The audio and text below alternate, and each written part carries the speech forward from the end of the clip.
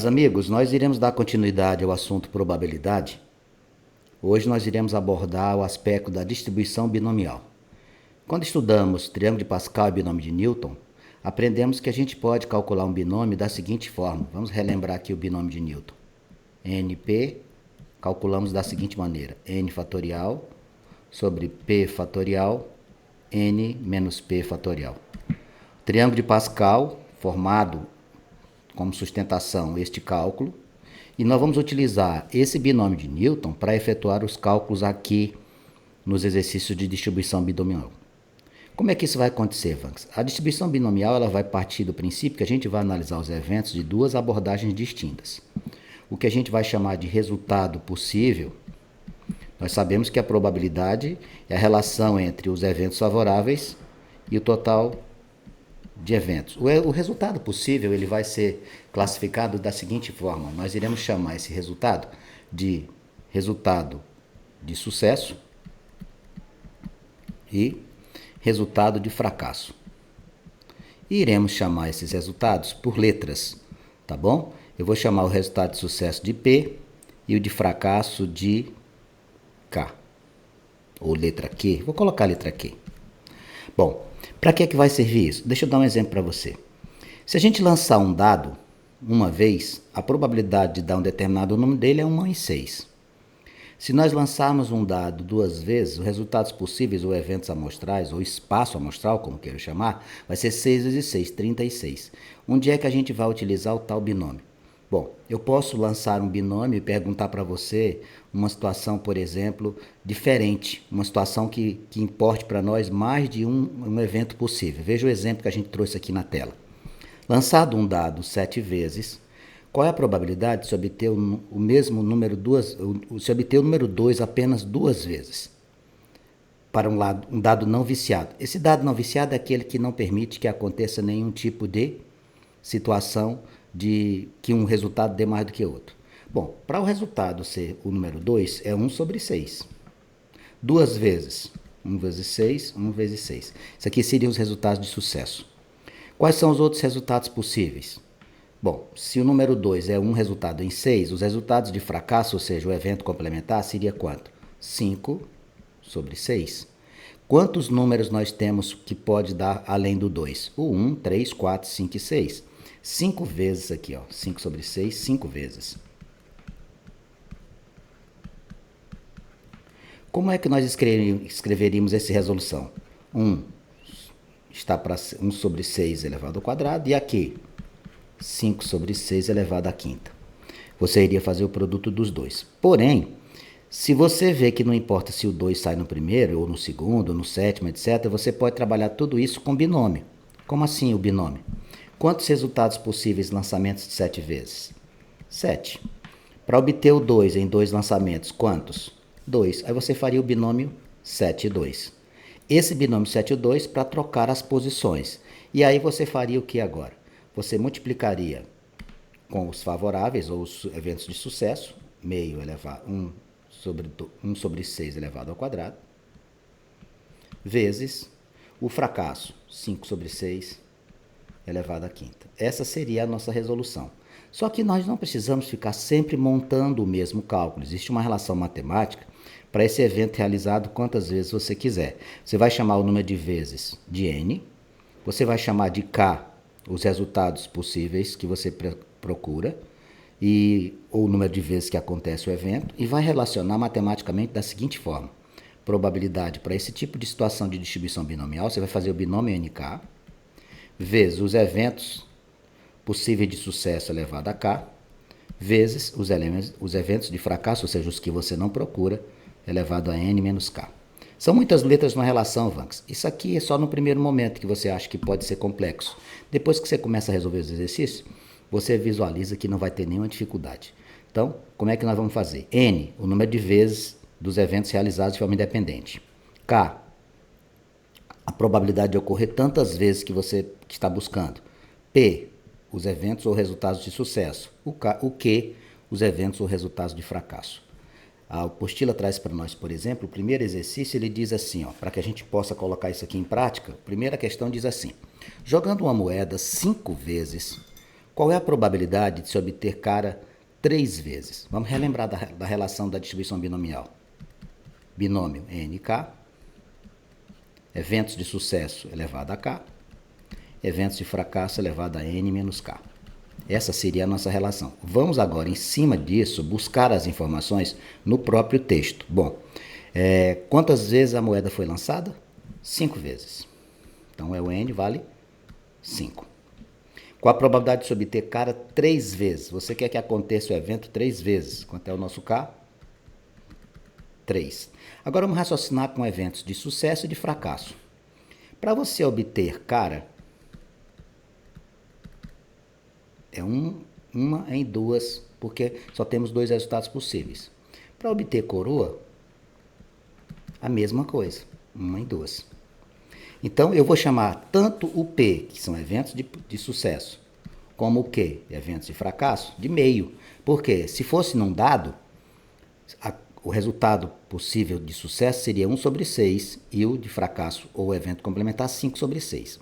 Mas, como a moeda só tem 2 resultados possíveis, tanto a letra P, que representa o evento de sucesso, como a letra Q, que representa o evento de fracasso, irão assumir o valor meio. Daqui para frente, amigos, é só substituir. Como é que vai ficar isso aqui? Ficaremos com binômio 5, 3, vezes meio elevado a quanto? Elevado a 3, vezes meio elevado a quanto? 5 menos 3. Binômio 5, 3 é 5 fatorial sobre 3 fatorial, 5 menos 3, 2 fatorial, vezes 1 elevado a 3 é 1, 2 elevado a 3, 2 vezes 2 vezes 2, 8. Vezes, aqui 5 menos 3 vai ficar quanto? Fica 2. 1 ao quadrado dá 1, 2 ao quadrado dá 4. O que eu vou ter que fazer é o cálculo lá do binômio, porque o binômio de Newton ele exige o mesmo cálculo de uma análise combinatória chamada combinação. Como é que eu faço isso? Eu vou desenvolver o maior dos fatoriais, que é o 5 até o 3, efetuar a simplificação e acho o resultado final. Como é que vai ficar isso aqui? Vejamos. 5 vezes 4 vezes 3 fatorial sobre 3 fatorial. 2 fatorial é 2 vezes 1. Vezes 1 sobre 8, vezes 1 sobre 4. Eu vou cancelar o 3 fatorial. 5 vezes 4, 20 sobre 2, vezes 1 sobre 8, vezes 1 sobre 4. Eu posso simplificar o 20 com 2, ou simplesmente fazer 20 vezes 1 vezes 1, que dá 20. 2 vezes 8, 16. 16 vezes 4 dá 64. Eu posso simplificar esses dois números por 4. Podia até fazer por 2 e fazer por 2 de novo, mas vamos fazer já direto.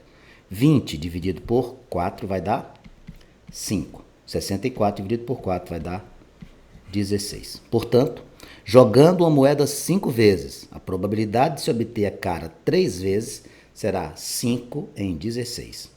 Se você quiser fazer isso aqui em porcentagem, você pega o número 5, divide esse número por 16 e depois você acrescenta 2 casas para frente. Por exemplo, isso aqui vai dar 0,31 ou 31%. Mas as respostas já são definidas conforme as alternativas. Por que você está fazendo isso? Como a questão não trouxe alternativas, era só resolução, ele poderia receber na forma de fração, em número decimal, em porcentagem, da forma que você quisesse, tá bom? Questão de número 2, ela vem lá da Unicamp e diz assim: lançando-se determinada moeda tendenciosa, olha aqui, moeda tendenciosa significa que ou cara ou coroa tem maior probabilidade de ser obtida do que a outra. Lançando-se determinada moeda tendenciosa, a probabilidade de sair cara é o dobro da probabilidade de sair coroa. Olha só, cara é igual a 2 vezes o resultado de coroa. Beleza? O que é que eu vou fazer? Eu vou chamar isso aqui de C, de cara, e vou chamar a coroa de K, tá bom? Só para diferenciar. Cara vai ser C, coroa vai ser K. Aí ele continua. Em 2 lançamentos dessa moeda, qual a probabilidade de sair o mesmo resultado? Bom, total de resultados, como é que a gente vai raciocinar? Total de resultado é 100%, certo? 100% na probabilidade a gente representa pelo número 1. O que significa dizer isso? Se eu pegar o evento cara mais a probabilidade do evento coroa, isso aqui tem que dar 1. Vamos substituir. Quanto é que vale a probabilidade de cara? O dobro de coroa. Então vai ficar assim, 2 vezes a probabilidade de coroa mais, novamente, a probabilidade de coroa igual a 1. 3 vezes probabilidade da coroa igual a 1. Então a probabilidade da coroa seria quanto? 1/3. Bom, se é 1/3, quanto é que vai ser coroa? Cara, se coroa é 1/3 e cara é o dobro, quanto é o dobro de 1/3? 2/3. Isso aqui você deduz, ó. Isso aqui é por dedução. Você calcula o primeiro e deduz o segundo. Bom, o que é que nós iremos fazer aqui? Ele está querendo que saia o mesmo resultado. O que é que significa sair o mesmo resultado? Se eu busco sair o mesmo resultado, eu quero que dê ou 2 caras ou 2 coroas. Eu faço o cálculo separadamente e depois eu somo. Então veja o que eu vou fazer aqui. Adiante o raciocínio comigo e veja como é que vai ficar. Primeira situação, obtermos 2 caras. Depois você faz 2 coroas. Bom, qual a probabilidade de você obter cara? 2/3. São 2 eventos, não são? Então veja, 2/3 vezes 2/3. Isso aqui vai dar quanto? 4/9. Guarda essa criança aqui. Qual é a outra possibilidade para dar 2 resultados iguais? 2 coroas. 2 coroas. Qual é a probabilidade das coroas, amigos? 1/3. Bom, se essa daqui é 1/3, vai ficar como? 1/3 vezes 1/3. Isso aqui vai dar 1/9. Qual é o total, Vanks? O total é só você somar. 1/9 somado com 4/9, os denominadores são iguais, você repete. 1 mais 4, 5. A sua resposta, 5/9. Neste exercício, nós temos alternativas. Neste exercício da Unicamp, a resposta seria a letra B de bola. A questão de número 3, ela vai lá no Rio de Janeiro, na PUC, e traz a seguinte situação para nós. Ao lançar um dado 3 vezes sucessivas, qual a probabilidade de obter ao menos um número ímpar? Cuidado com esse termo ao menos, por quê? Porque para conseguir ao menos um número ímpar, ele está querendo dizer que ele aceita todos os resultados, menos os pares. Ó, ao menos um ímpar. Vamos raciocinar? Quando eu disser para você ao menos um ímpar, o que é que eu posso ter aqui? Eu posso ter 3 ímpares. Eu posso ter 2 ímpares mais um par. E por último, um ímpar e 2 pares. Essas são as situações possíveis, né? Então vamos raciocinar. O que não serve para mim, o que é que não serve para mim? Todos pares. Esses aqui, ó, ficam de fora. Quando aparecerem todos pares, não serve para mim. Por quê? E você não quer ao menos um ímpar? Então o que é que você vai fazer? Você vai calcular, preste atenção, os números pares e vai diminuir do todo. Quem é o meu todo?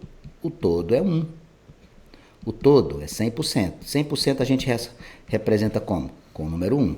Então o que é que você vai fazer? Olha o raciocínio. O raciocínio é você fazer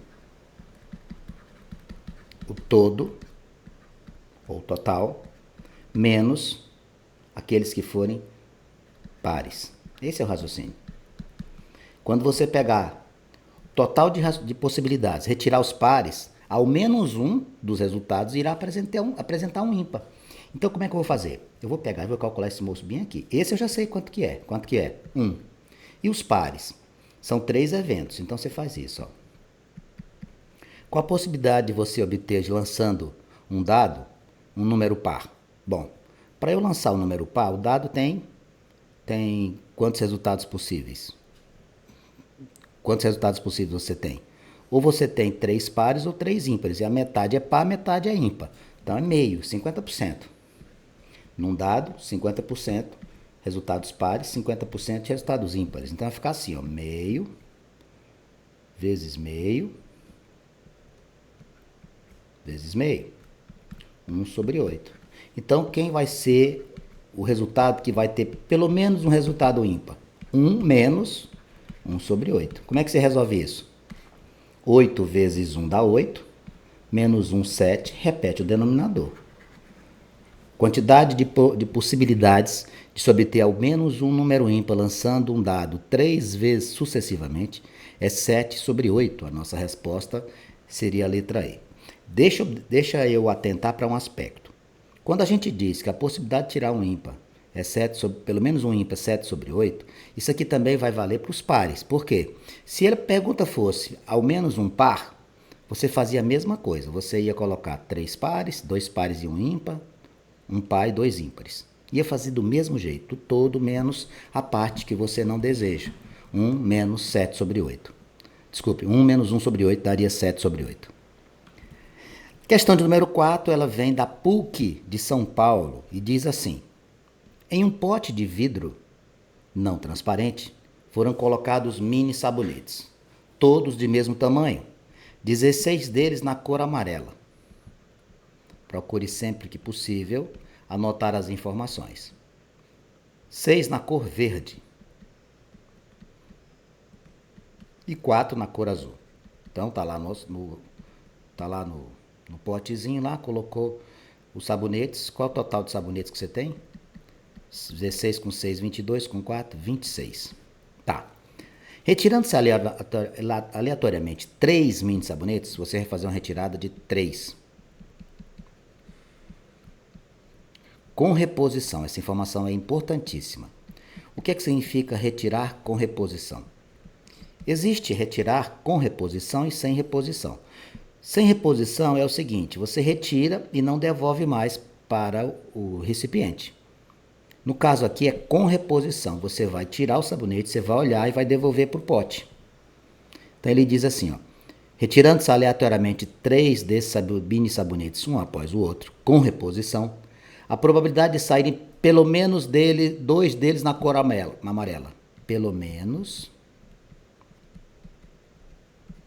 2 sabonetes amarelos.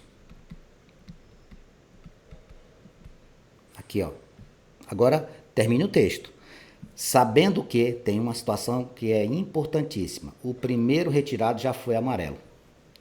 O primeiro retirado, você já sabe que é amarelo. Então, você não precisa mais se preocupar com o primeiro. O primeiro já foi retirado na cor amarela. Então, raciocine comigo. Se o primeiro já é amarelo, você só vai se preocupar com os outros 2 eventos, concorda comigo? Então, o que é que a gente vai precisar fazer? Vamos pensar? Bem, quais são as situações possíveis para sair um outro amarelo? Eu vou trabalhar com 2 eventos. 2 resultados que me interessam. Quais seriam eles? Vamos pensar. Você já tem um amarelo lá. O que é que seria interessante? Tirar um amarelo seguido de um verde. Porque aí você vai ficar com 2 amarelos, certo? Tirar um verde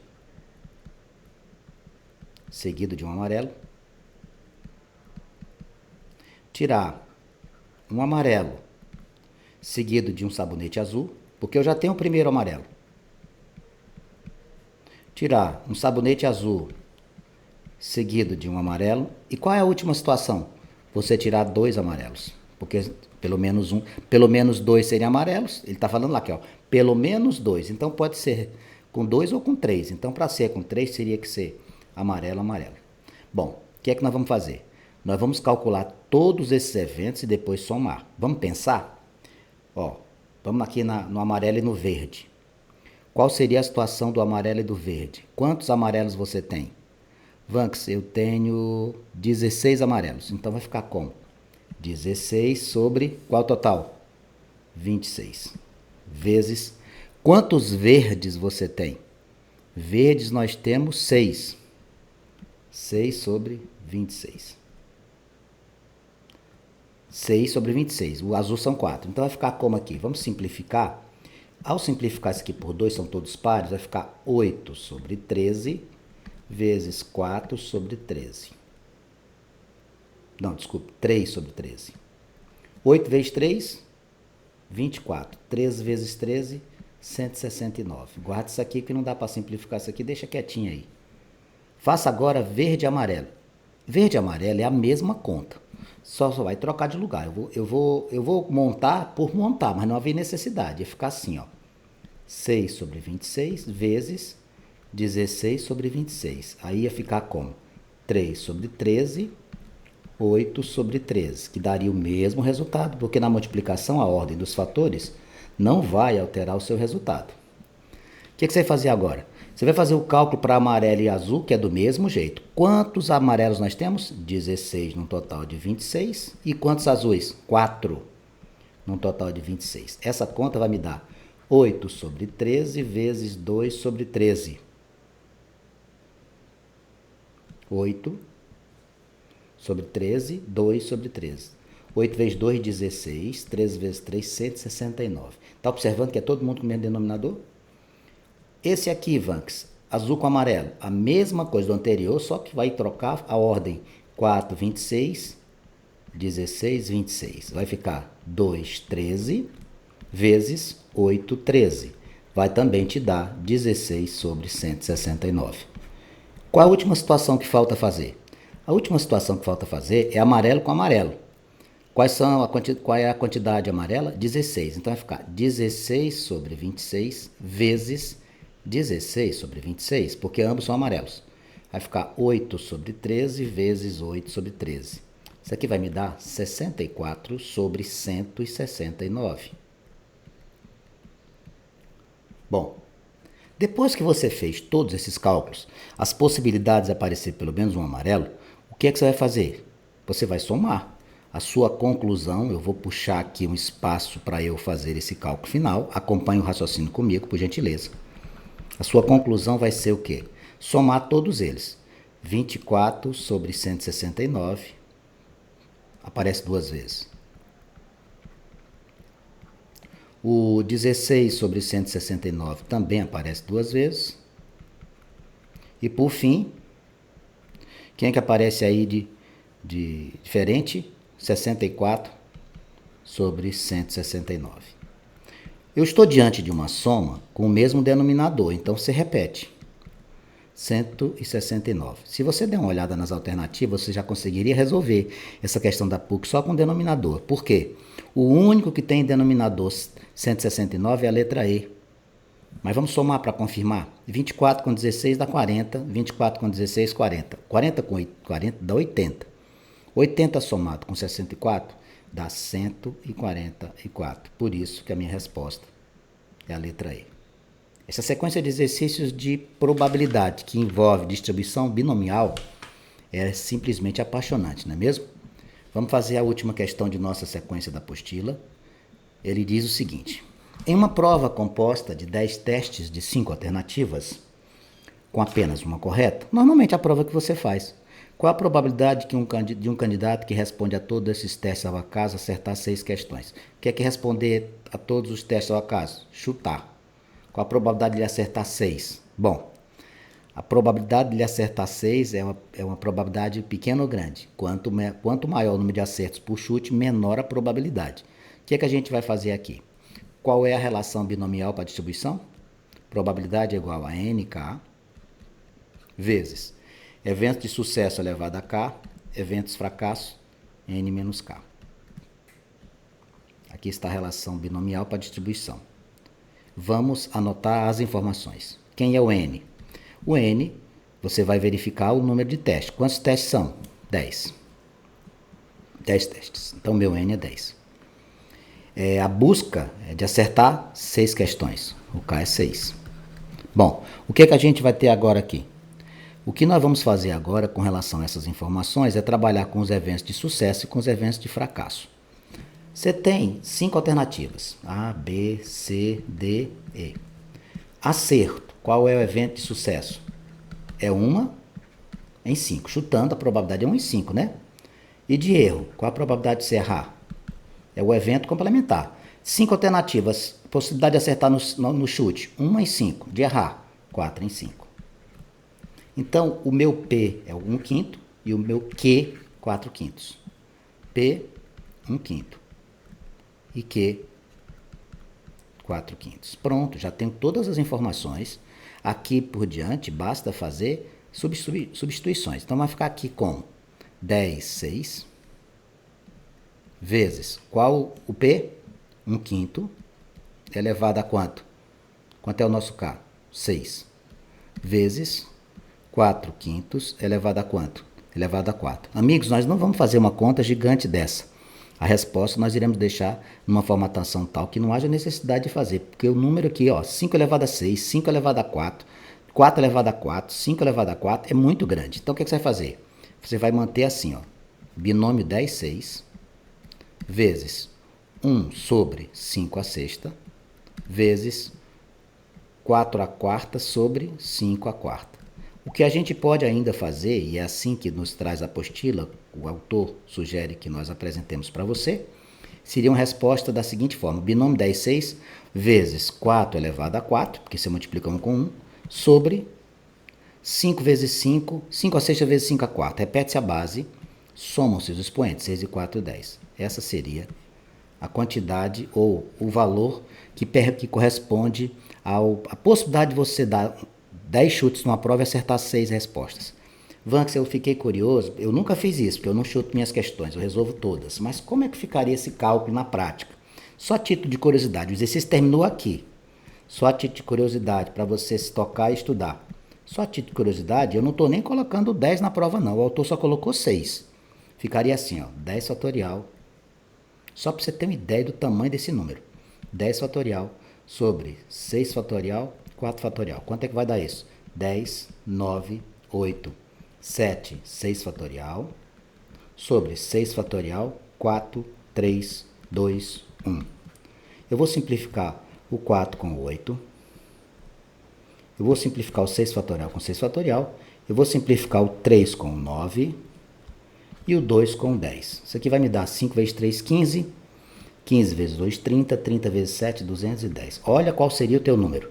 210, que multiplica 4 vezes 4 vezes 4 vezes 4 sobre 5 vezes 5, 10 vezes. Essa seria o cálculo. E você faria esse cálculo, multiplicaria 210 vezes 4 vezes 4 vezes 4 vezes 4, depois dividiria por 5 vezes 5, 10 vezes. Ou seja, resultado disso aqui, vai estudar. Vai estudar e pare de querer acertar a questão do chute, que isso não tem fundamento para um aluno com a capacidade que você tem. Com isso, nós encerramos a sequência de exercícios de distribuição binomial das probabilidades. Espero que você tenha compreendido. Caso você tenha alguma dúvida, alguma pergunta que queira fazer, fique à vontade, eu estou à sua inteira disposição. Pode ligar o seu microfone, converse comigo.